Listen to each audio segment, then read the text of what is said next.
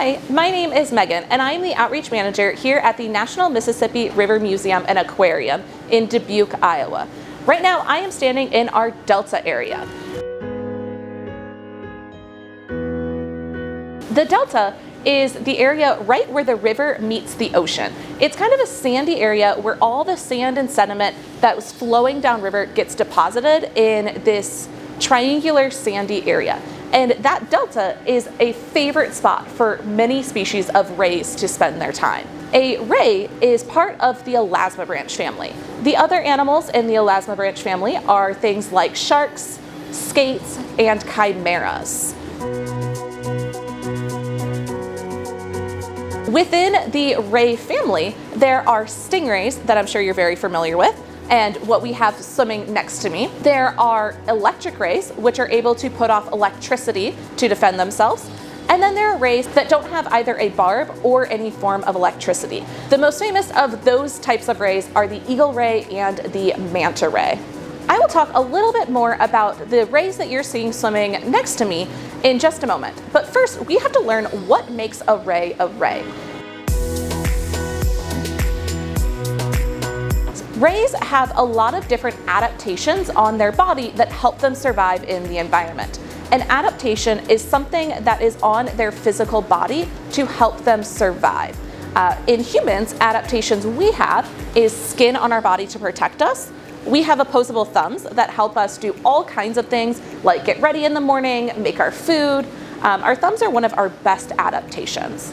The first adaptation we're going to talk about is their scales. Rays have specialized scales covering their body called dermal denticles, or microscopic teeth. These tiny scales covering their entire body protect them from the environment as they're swimming if they bump into corals or rocks. It also helps make them very streamlined when they're swimming, so they're able to quickly escape their predators.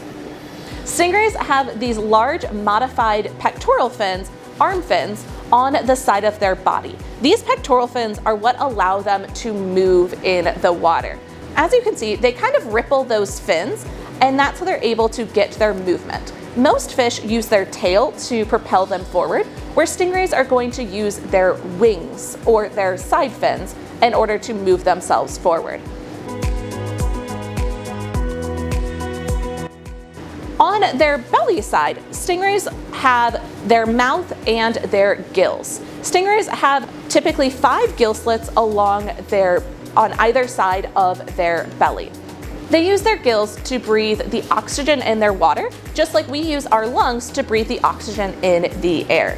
In order to get the water to their gills, they use spiracles, small holes on the side of their head, to help bring water to their gills. It essentially works like a straw. They suck water in using those spiracles, and it brings water to their gills on their belly side, which is how they're able to sit so still for extended periods of time. They don't have to move in order to breathe, they just use those spiracles to bring the water to their gills.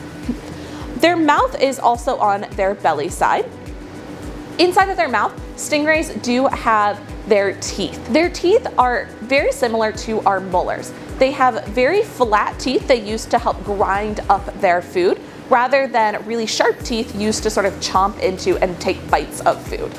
Much like the shark, they have rows and rows of teeth in their mouth. So they have rows of flat teeth they use to grind up their food. Anytime a tooth gets damaged or broken, that tooth just falls out and a new one takes its place.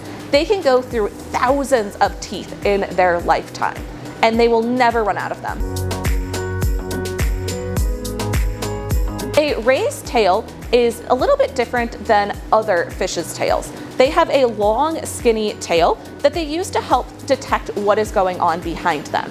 They cannot see what's happening behind them, so they use their tail essentially like a warning system. Anything that touches their tail, they are going to assume is a predator and gives them a little bit advanced warning in order to get away from that predator.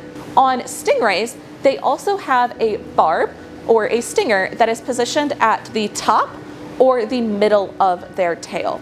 Their barb is made of the same material as your fingernail. It's made out of keratin, and it continually grows just like your fingernails do.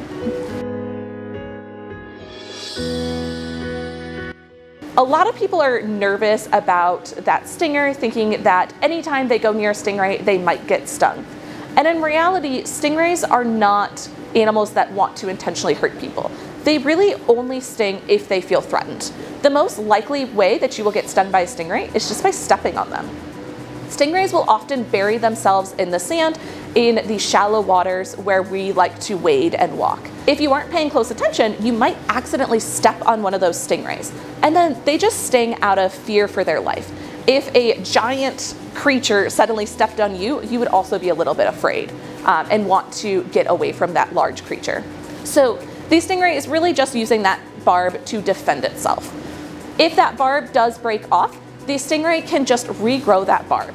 It does take a while though. So stingrays don't want to use that barb unless they have to. While they're waiting for that barb to grow out, they are essentially defenseless from any predator that comes by. One of the best ways to avoid stepping on a stingray is just doing what's called the stingray shuffle. Instead of picking up your feet in the ocean, you just keep your feet on the sand and shuffle them forward. That stingray will feel you coming and swim away before you get anywhere near them. The final adaptation is their eyes. Rays have two different places that they have their eyes, either on the side of their body or the top of their body. Where a ray's eyes are tells you where they like to spend their time. A ray that has eyes on the side of their head is known as a pelagic ray or open ocean ray. They are going to swim in deeper oceans, further away from shore, and they have eyes on the side of their head to help them watch out for predators that might be swimming next to or in front of them. Stingrays that have eyes on the very top of their head are known as benthic or bottom rays. Those are rays that like to spend their time as close to the bottom of the ocean as they can. They will often bury themselves in the sand with just their eyes sticking out so they can watch out for predators above them. Many rays that have eyes on the top of their head are able to see almost 360 degrees above them, and it gives them a really good view to watch out for any predators that come by. There are over 500 different species of rays in the world, and they come in all kinds of different shapes and sizes. From the smallest ray, which is the short-nose electric ray, it grows up to a maximum of 4 inches wide from wingtip to wingtip. And that ray typically weighs half a pound to a pound. It is the smallest ray species in the world and typically resides in Central America. There are some rays that do spend time in both fresh and saltwater, and the largest of these rays is known as the giant freshwater stingray. That stingray can grow to 8 to 10 feet across from wingtip to wingtip and up to 20 feet long from nose to tail. That ray can weigh over 300 pounds. It is the largest freshwater stingray in existence, but some rays can get even bigger. The largest ray in the entire world is the manta ray. The manta ray is an oceanic species of ray. They can grow 20 feet wide from wingtip to wingtip and over 30 feet long from nose to tail. Of those 500 different species of rays, over half of them are either endangered or threatened. Many of our ray species are threatened due to climate change. Our oceans are warming and it's causing a lot of damage to our coral reefs, where these rays like to spend the majority of their time. They are also being harvested for their meat. A lot of people enjoy eating stingray meat, and sometimes people are eating stingray without even realizing it. Often low quality scallops are just stingray meat that are mislabeled. The other reason that stingrays are being endangered is due to bycatch. Bycatch is when someone is intending to fish for a specific species and accidentally catch a different species. So as fishermen are going out looking for larger schools of fish, they will take large nets, scoop everything they can, and often end up catching these rays as well. The combination of all of these different factors has led to many of these ray species becoming threatened or endangered. There are many things that we can do to help these rays in our oceans. One of the easiest things you can do is reduce the amount of waste you're producing. Often what we throw away or the garbage that ends up on our land will eventually make its way out into the ocean. If we can reduce what waste we have, that'll help reduce the amount of garbage that is ending up in our oceans, as well as reducing our carbon footprint. Reducing your carbon footprint can help slow down the effects that we're seeing from climate change. If you are going on vacation this summer, there are some direct actions you can take as well. Using reef-safe sunscreen can help protect our coral reefs, which are vital homes for these ray species. And if you are going to do a stingray excursion or experience, for local organizations that have an emphasis in conservation or education, those groups are typically going to be more conscious of their effect on the environment. The other thing that you can do is eating sustainable seafood. This is going to be seafood that has been caught in a more ethical and environmentally conscious way. When you're shopping for seafood, you want to look for things like the Hy-Vee's Responsible Choice Guide or the Monterey Bay's Seafood Watch Cards. You want to look for that seafood that is more sustainable and is going to do less damage to our environment. And if you are buying seafood, ask good questions. People often ask, why does the River Museum have stingrays which live in the ocean? And that's a really great question. We have stingrays because what we do here in Iowa can actually affect the animals that live in the ocean. Anything we put on our land, from pesticides to fertilizers to garbage that we might drop on the side of the road, all of that stuff will wash into the sewers and out to the Mississippi River. From there, it gets carried out to the ocean. Even though we aren't in the Gulf of Mexico, what we do still affects those animals. So it's really important that we're able to tell the stories of these stingrays here at the National Mississippi River Museum and Aquarium. Here at the National Mississippi River Museum and Aquarium, we have two different species of stingrays. We have the Cownose Stingrays, which are the large gray ones you've been seeing swim by, and the yellow stingrays, who prefer to stay a little bit more hidden. Both of these species live in the Gulf of Mexico and along the Atlantic coast of the United States. Here at the River Museum, we feed these guys a diet of fish and shrimp. They get a variety of different types of fish and shrimp every single day, so they aren't getting bored with their diet. We want to try to give them the highest quality diet we possibly can.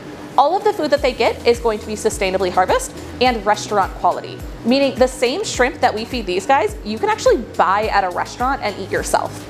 A healthy animal starts with a healthy diet, so we want to make sure they are getting the highest quality diet they possibly can. Both of these stingrays do have some very interesting adaptations on their body that are a little bit different than some other stingrays.